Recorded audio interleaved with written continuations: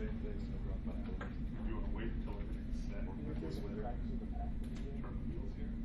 Worst comes to worst, you just have FaceTime doesn't sign up.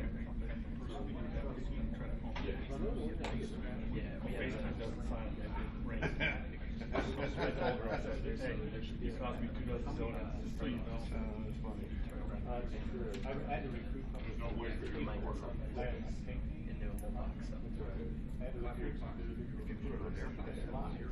Okay, perfect. I'm not sure that does it. Yeah. I was body.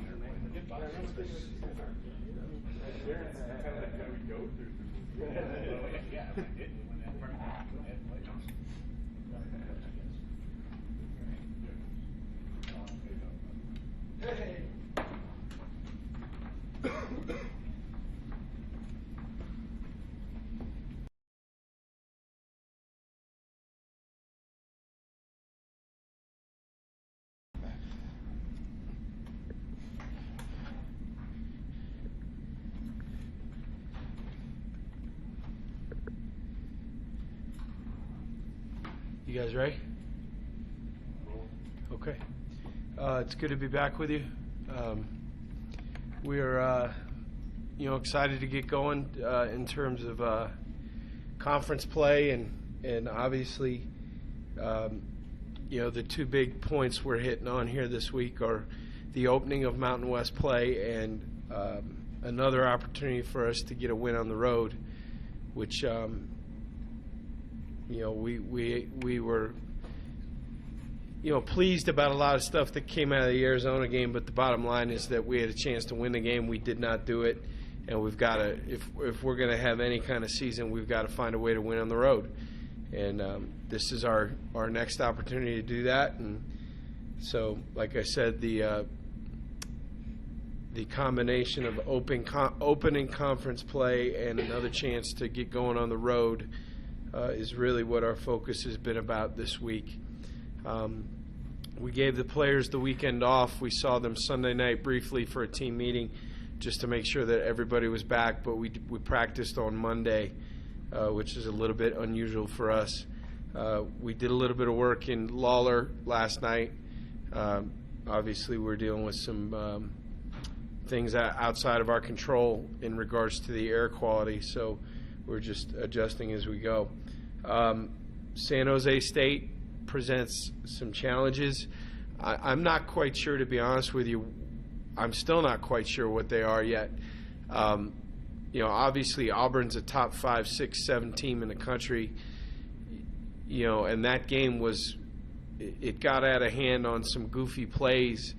Some turnovers that Auburn ends up, Auburn gets a punt return for a touchdown. I mean, it was a little bit closer in the early going of the game than people think.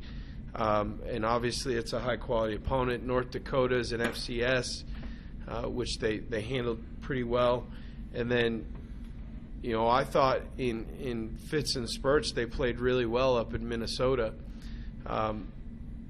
You could almost say that they played really well defensively, even though the rushing yardage is kind of gaudy, but that's all the yardage. I mean, I think the Minnesota quarterback threw for under 20 yards.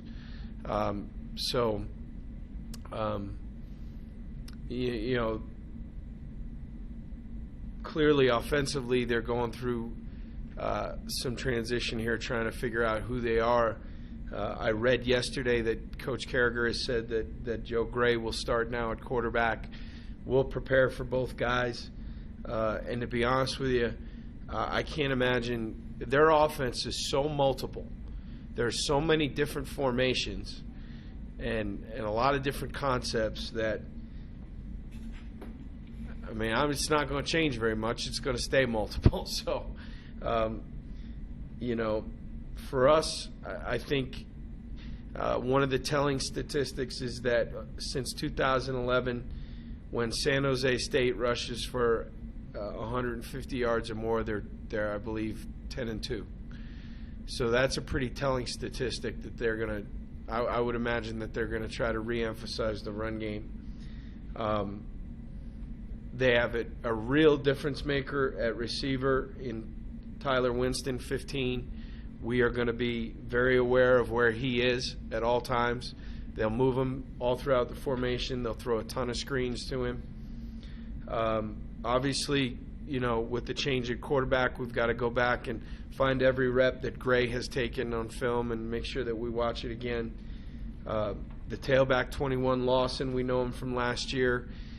He was suspended for the first 2 games of this year, I believe. So we got to be aware of those guys. Defensively, I think the strength of their defense is the interior 2 defensive tackles, Ricidi and Popovich. Ricidi is large, 6'5", 285. Popovich a little bit smaller, 6'2", 280. But, watching film, I'm very impressed with Popovich. I think he's a very active guy. He's disruptive. You look at their linebacking crew, they are very big. I mean, they have some linebackers that look like our defensive ends. I mean, Irving is 6'3", 250. The Mike backers, 6'4", 252. So they have some good-sized guys. And then, the corner 6, Wallace, is a good player. They've got the number 1 punt return team in the country right now.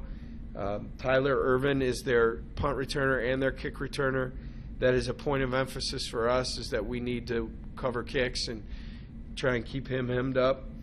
And I am shocked by the struggles of their place kicker, Austin Lopez, who I thought was one of the best in the conference last year, and he's kind of off to a rough start. And that surprises me because he's a junior. He's kicked in a lot of games. He made, I believe, 2 50-yarders against us last year. I remember him from high school, tried to get him to walk on at Texas A&M, and the Spartans came in right before the end of recruiting and offered him a full ride. But, I had watched him work out in person. I know how good he is. So I'm a little bit surprised by his struggles right now. It's kind of where we're at right now. We, in terms of our health, Workman is ready to roll. Yates' suspension, we'll make a decision towards the end of the week as to whether he'll play and how much he will play.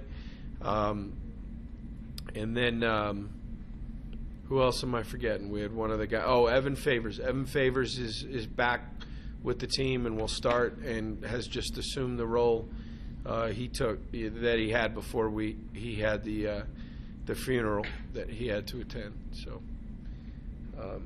that's kind of where we're at right now.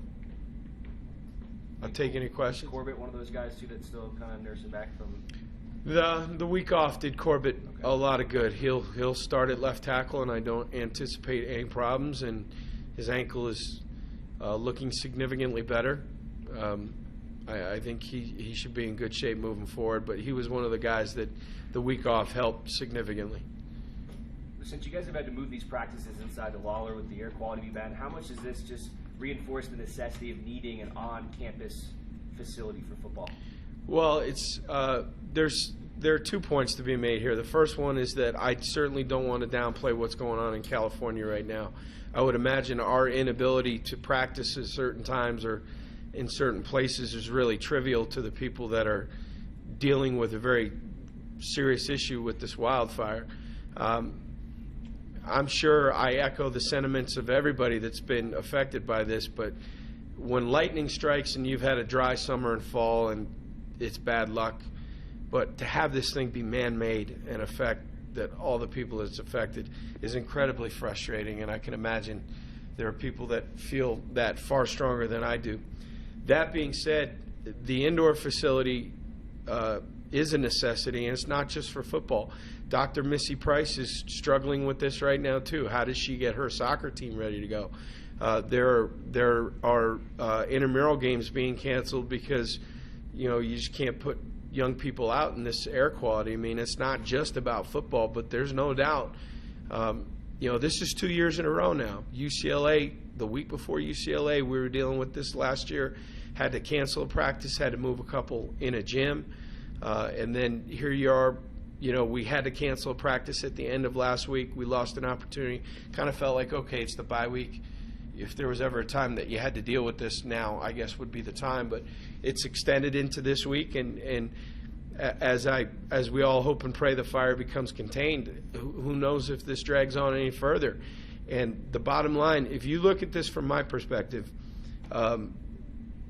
ultimately I can be hired and fired for our success on the football field. And this is my livelihood. And in December, nobody remembers that your practice week got hijacked. But it does affect preparation. Now, the challenge for us is to, pray to the wind gods that I don't know what the number is right now, but it didn't seem as bad walking over here as it was this morning, is to not allow this to be an excuse, as best we can, limit the distraction that it causes, and to simply control the controllables. We don't have an indoor practice facility. There's not one that we could bus to in town. So there's no sense getting upset about that because we can't control that. What we can control is do the best job we can absolutely do, given the circumstances, to prepare for this game. And if we got to do things a little bit differently, then that's what we got to do. But we can't let it be an excuse, and we got to minimize the distraction. It's a good opportunity to find out how much we've matured as a team. I mean, this is an opportunity to prove that we have matured and that we can handle things like this. You talked about getting the first road win since you've been here. Are you getting a sense from the players that that's really high on their list, that's what they're really striving for this week? Yeah, because we've talked about it a lot, and they know that if you want to contend for a Mountain West title, if you want to have a good year, you've got to win on the road. You just have to. You can't just – good football teams go find a way, and we've got to go find a way. Is this your first trip there? I've been in San Jose, but I've never played in Spartan Stadium. I was actually doing a little bit of research. It's interesting. I mean, they're building a new facility as well. I mean, the Dick Vermeil, Bill Walsh football building in the end zone, and I was a little bit surprised by that because I had always envisioned San Jose State as one of the people that would struggle to take on a project like that, given the state of higher education in the state of California and fundraising and all those things. But God bless them. Obviously I know the area pretty well because of my time at Stanford, but I've never been in Spartan Stadium and seen it on film, and excited, anxious. We'll have Stanford's on the road, so we'll have some family friends from our Stanford days coming over in silver and blue, and some of our friends from the coaching community and other sports over there. So it'd be nice to see those folks. And do you think you might get a chance to see Harbaugh, or is that? I'm hopeful that I might. We've been dealing with some other stuff, so it's been difficult to reach out to him. But I am hopeful, and frankly, I'm hopeful that I might get the chance to meet Colin. I haven't ever had the pleasure of meeting Colin in person, and I would imagine that our team would get a kick out of seeing him. So I'm hopeful that we can get that put together too. Are you thinking maybe him visit the team? I don't know. I mean, they're working too now. I mean, they got a big game against Philly, so I don't know how it'll all work out. In the next day or so, we'll try and piece it together. I know you've been kind of pleased and not pleased at times with the run game. You've gotten enough yards to kind of make it work, but still averaging 3.7. Do you look at this game as maybe an opportunity for your run game to kind of show? No, I don't look at it as an opportunity, as if to say that I don't want to disrespect our opponent, but I do think that this will be a pretty good litmus test. I mean,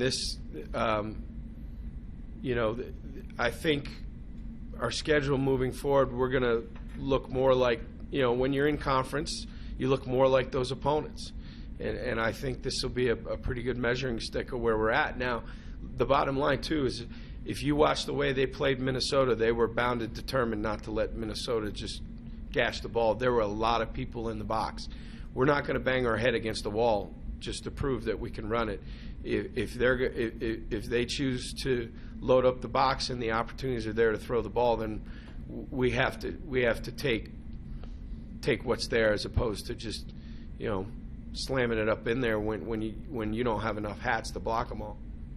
Are you surprised, given the size of their front seven? Are you surprised at the kind of running numbers they're giving up? I mean, obviously. Well, no, they gave them up to Auburn and Minnesota. I mean, Auburn played in the national championship game the last time I checked. I mean, and then Minnesota, is huge, and that's what they do. I mean, they didn't. I can't remember 10 passes that were even attempted. So I think it's. I think their numbers are a little bit skewed, to be honest with you. You mentioned so many unknowns with San Jose State, especially on the offensive side of the ball. Is that kind of frustrating the game plan against? I know it's frustrating to do a scouting report for when there's 100 some odd formations in 3 games. I mean, our poor GA was about to, he was about to have a stroke when he was trying to get all these things up on the board. So when you face an opponent like this, you got to decide, all right, here's what we have in our package that we're going to call, and everybody just keep their calm. And whatever they line up in, just apply your rules, and we'll be fine. Because I promise you there's no way we can line up against every formation that they've shown. They're incredibly multiple on offense. And now with the addition of Greg Robinson as the defensive coordinator, they've become far more multiple on defense than they were a year ago. This is going to be a game of you're going to see some looks that you didn't prepare for, and you've just got to keep your calm, keep your poise, apply your rules, and get lined up and play. Does the new starting quarterback have any effect on that as well? I don't think that they're going to pare it down for him because he was in a heated competition all the way through camp. And I had read in one publication that actually coming out of the spring, it was his job, and he got beat out in fall camp. I'm curious to know how much quarterback run. There was a lot of quarterback draw over the last couple of weeks. I don't get the sense that he's the runner that the other guy was. He's from Southern California. We've got guys on the team that knew him from high school. He was an incredibly accomplished thrower in high school. It wouldn't surprise me if it was handed off to the back a little bit more and throw it around. Whereas, there was some quarterback run sprinkled in before. But I have no evidence of that. I mean, we just got to prepare for it all.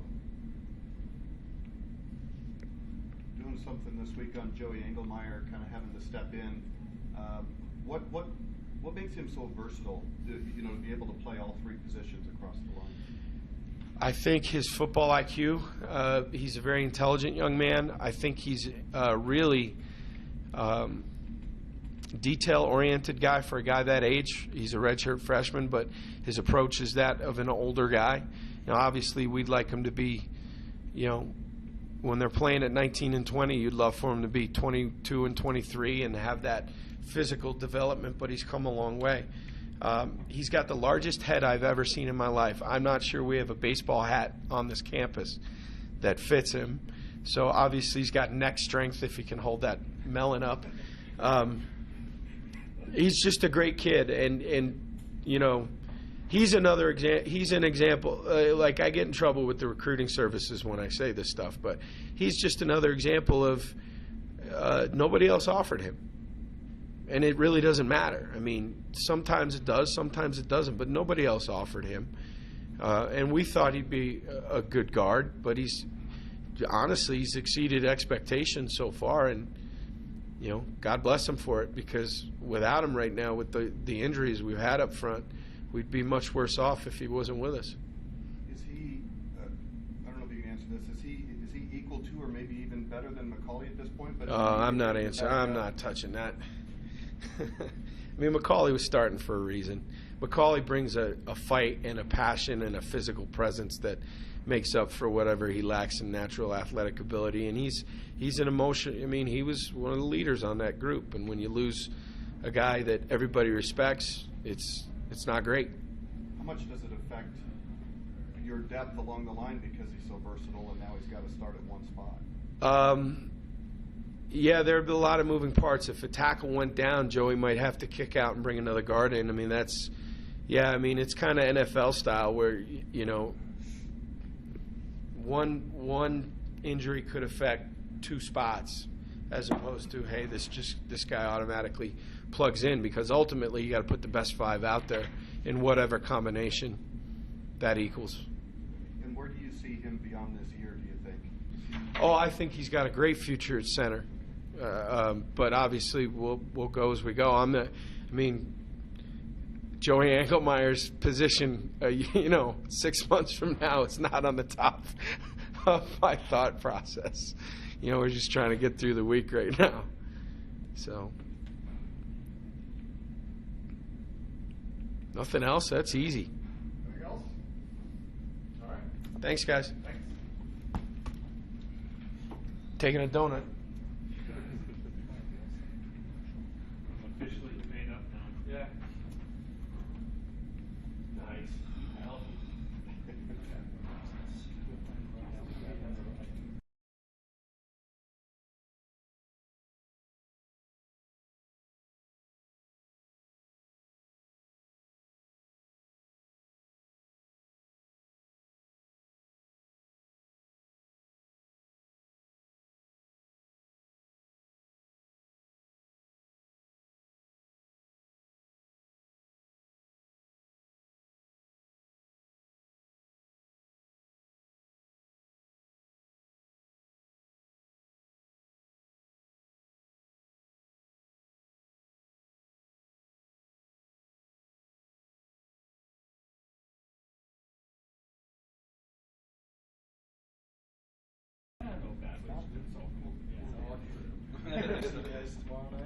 You got it. Yeah.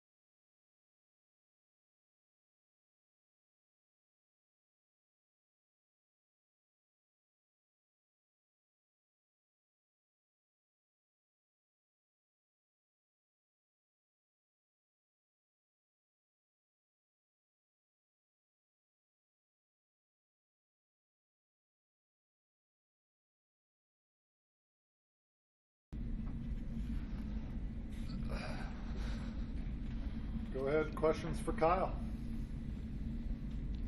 Well, Kyle, I'm doing something this week on Joey Engelmeyer. What kind of guy is he off the field? Obviously, we don't get to talk to him. So. He's a pretty nice guy off the field. He's kind of like a giant teddy bear. He's so nice off the field, but he really brings a mean streak on the field. So it's interesting to see the two different sides of Joey. He's the nicest kid. He cares about everybody off the field. He's from Hawaii, so they're all really good family people. So it's good to see. He's a fun person to hang out with off the field.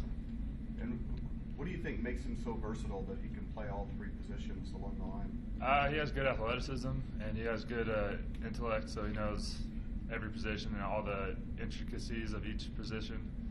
I think just his attention to detail lets him play all the positions. And what do you think about this matchup this week? It seems like San Jose's given up some rushing yards this year so far. Is that something you guys have focused on? A little bit, but when Minnesota only passes it 7 times in the whole game, I think it's kind of hard to not limit them to any rushing yards whatsoever. But I think they have a pretty solid defense overall, and we're just going to try to take what they give us. And how much emphasis are you guys, the players, putting on getting that first road win under Polian's? I don't know if it's just I think it's more just it's our first Mountain West game of the year, and that's really important for us to get the win and get it started back coming off a bye, to get it started back on the right track after a loss our last game. Was the bye a good thing, or or did you guys have, even coming off the loss, did you guys kind of build up some momentum these first 3 weeks? I think the bye was a good thing. It gives you a second to look back and say, okay, we just played 2 Pac-12 schools. How do we perform? Where do we need to improve? And I think it lets you get a moment to just take a breath and say, okay, now we're going to start our real objective of the season, which is to win the Mountain West Championship. And what do you think the key is offensively against San Jose? I think it's the same as it has been every week. We have to establish a run in order to open up the pass, and I think we just have to be able to sustain drives, and I need to start having false starts so we can stay in third and manageable situations. Kyle, being a local kid in this game, being somewhat close to home, you have family and friends coming out to the game? Oh yeah, my parents know a few people from the Bay Area, and a few people. I think a lot of people are from the Bay Area on our team, so there's going to be a lot of fans out there, and my parents try to go to every game, so they'll be there too. What kind of things have you guys talked about as a line of things that you need to improve on? I think we can always improve on physicality. You can never be physical enough.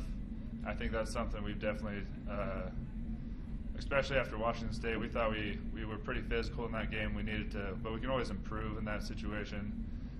We need to improve on the negative plays.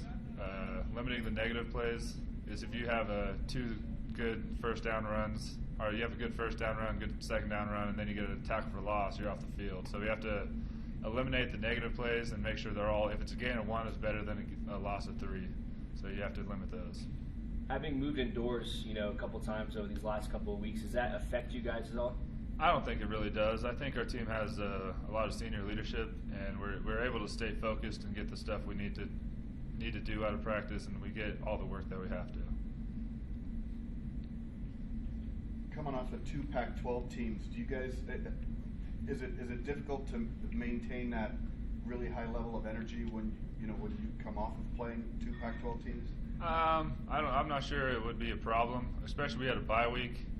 In bye weeks, it's always a drag to get through them because you don't get to play anybody at the end of the week. So I think the energy coming off of bye week is really high. I think everybody knows the importance of each and every game in the conference. So I think the energy shouldn't be a problem. Do you like where your team is right now? I think we're in a really good place. I think overall, we as an entire offense and defense are pretty cohesive. We know our weaknesses, and we're trying to get better at those every day. I think we're just having fun as a team. Coach touched on a little bit some of the different things that you guys will miss without Jeremy McCauley. From your perspective, what will you guys miss about him? I think one thing he brought is he brought his lunch pail every day. He would worked his butt off every day at practice. He really brought. He's a little younger. He's a redshirt sophomore, but he really brought some leadership because he's been around here so long.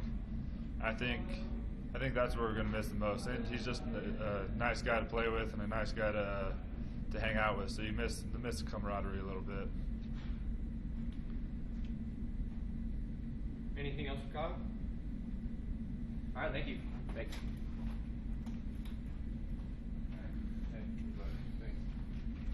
Thanks, Kyle.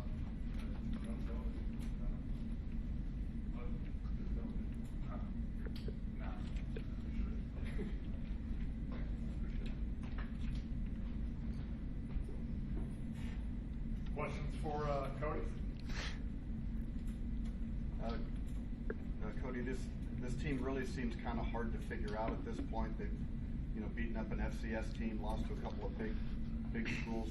Can you put your finger on what you expect to see this week? Just from watching film yesterday and the week prior, they're very junky on defense. They'll throw a bunch of different looks at you. So as a quarterback, that's pretty tough, going in with a certain game plan and not really knowing what you're going to get. I've only seen their defense. I don't know how their offense is, but obviously it's tough to go to a place like Auburn and play very well there. And then Minnesota, who did an excellent job running the ball on them. Like you said, it's really tough to figure out what kind of team they are, but I know it's a Mountain West game. I know they're going to bring everything they have because obviously it's such a big game. Are you guys, I don't know if focused is the right word, but at least have it pretty high priority, just getting that first road win under Polian? Yeah, definitely. I don't know if it's so much about the road win, but it is about the Mountain West win. It's a big game because it is our first Mountain West Conference game of 2014. So if it happens to be on the road, it happens to be on the road. If it happens to be home, it happens to be home. But we don't look too much into if it's a road win, if it's a home win. We just go out there, play football, and want to win every game. Do you want to establish the run this week, or is it more of a just kind of take what they give you kind of? Looking at Minnesota, they ran the ball really well against them. I think the quarterback for Minnesota threw it 7 times. He completed 1 pass. So they were able to win 24-7, I believe, with 2 turnovers.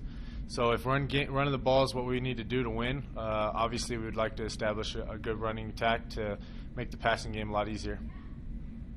What kind of a challenge has it been dealing with the smoke and, practicing inside last night? I'm used to it coming from Southern California. This isn't anything near what we had to go through sometimes. But football is a mental game. It's not all about physical. And honestly, some of the guys can use non-contact and just mental work. So when we go in the gym, it's very focused. It's quiet. Guys understand. But obviously you need a quick speed look because that's what you're going to get in the game.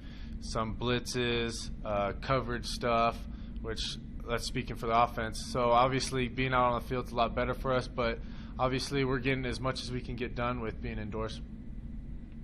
What would a true indoor practice facility do for this program? Well, we'd be practicing no matter what the weather would be like. Other than that, nothing much would change. We just have a place to practice rather than going into a basketball gym and not getting as much as we want to get done. I know you're from Southern California, but anytime you play in California, does that give you a little extra motivation? Obviously I'll have quite a bit of fans there. Everyone's probably going to make the drive up. I believe it's one of the closer games we play other than Vegas to my hometown. So, it's always fun to go back to California. San Jose State was my first college scholarship, Division I. So it's pretty fun to always play them and thankful that they gave me a scholarship. But obviously we're going to go out there and try and execute our game plan and get a big road win. This is kind of the second year you've had to deal with injuries and other issues on the offensive line. Is it getting frustrating for you that you kind of have to deal with all this? Not too bad. Obviously, it's the next guy up. We lost a good player in Jeremy McCauley, a guy who's played significant amount of snaps.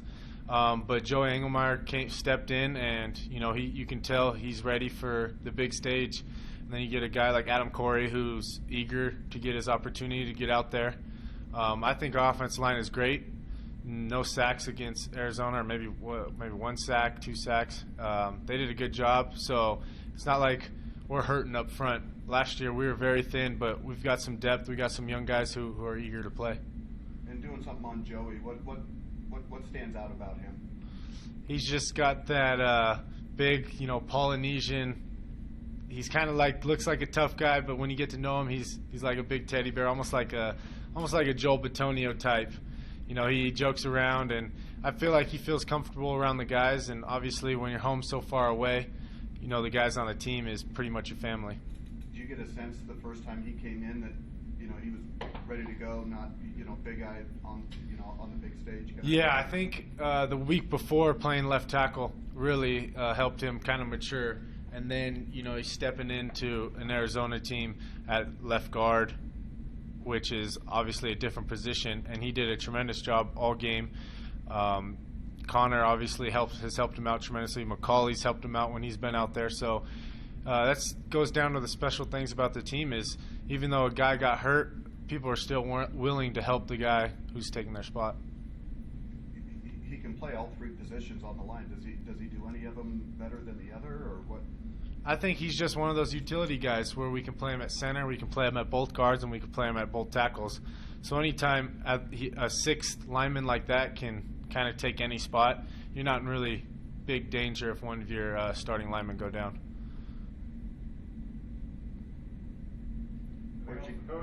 Where'd you catch that fish, and how big was it? I actually went to Oakdale with Colby Renzi and Matthew Gallus. It's where Matt's from. And I think it was about 20 inches. I don't know about the weight, but I would literally just cast out, and they were hungry that morning. That's for sure. I think we caught and release like caught about 5 or 6 fish and got some pretty good videos. So it was a fun bye week for sure. Looked like you caught it out of like a canal or something.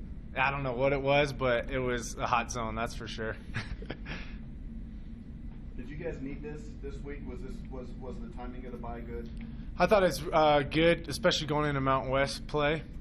Anytime you play back-to-back Pac-12 opponents, you're going to get some nicks, some bruises, and for us, we were lucky enough to have a bye week so we can get ready for the Mountain West because this is when the games mean something. All right. That's it. Thanks.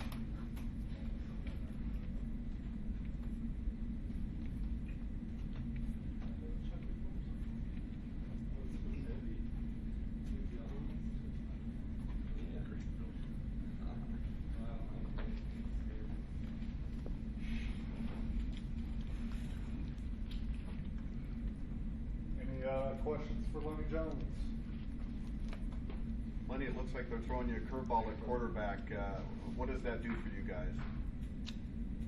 You just look at their base plays and prepare for that. And I mean, Six got about 2 drives in that last game, so we got a feel for him. He's a better runner, but don't know if he'll run much. Is it hard when you don't really have a whole lot of tape on the guy? No, because our focus is the offensive line. The quarterback doesn't. This is not against Nevada where Cody would be a threat. This is more of a handed off offense. So it's really play your keys and whoever has the ball tackle them. Do you like where this team is right now, coming off the bye and after the first 3 weeks? Yeah, there's a good feeling around the locker room, around campus, just in the program. I feel like we're going up, and this is where the games really matter. I mean, to get Pac-12 wins is good, but conference championships is what really matters. So this is the first championship game. Lenny, being a Bay Area guy, do you have a lot of family and friends coming out to the game? Yeah, actually I do. I have people calling me for tickets right now, and I'm sorry to tell them that I won't be able to get them all tickets, but yeah, I have at least 15 tickets that I'm giving out myself. 15 or 50? 15 from what I can get. Is this game kind of give you a little extra motivation just being so close to home? Yeah, I think I played Cal, and I just had like so much energy throughout the game, and going back home and playing at these stadiums in high school that I went to watch guys play at, it's just like a little extra motivation. So I think I'll be having one of my better games. What kind of impact has Coach Boone been on you guys on the defensive line? I mean, he's a high energy guy, and when you're wrong, he'll let you know. And when you're doing good, he'll let you know. So I like that about him. He'll praise you, and then when you're wrong, he'll let you know that what you're doing is not right, and we'll get it fixed. And I mean, he's not a guy who beats you down to the ground, but he'll get his message across. Lenny, doing something on Joey Engelmeyer this week. I assume you've gone against him when you've played inside or outside, because he's been all across the line. Is he ready to be a starter at this level? Yeah, Joey is. He's Joey. Yeah, actually, I went against Joey inside and outside. I think I like him better at guard, just me personally. But I mean, wherever they put him, I think he's ready. He's gone against enough starters and has some good production against us. So yeah, I think Joey's more than ready to be a starter. When you say you like him more at guard, do you think he's better at guard? Is that... Yeah, I think he's more of a heavier guy, and is better matched up against bigger guys rather than those quicker guys on the outside. And Coach has talked about wanting to get better guard play more than tackle play. Is he a better run blocker, do you think, or pass blocker, or? I think Joey's a better run blocker. What kind of challenge has it been dealing with the smoke and practicing last night in Lawler? Different. It's a little adversity, but I mean, last night's practice wasn't going to be like the hardest practice of the week, so I don't think we really mind. It was more of a mental practice last night, but today, hopefully we can get out there and practice and the smoke doesn't affect us.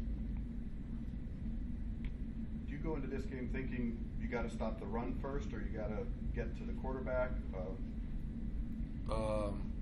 You got to stop the run to get to the quarterback. 3rd and 4, they're going to run the ball.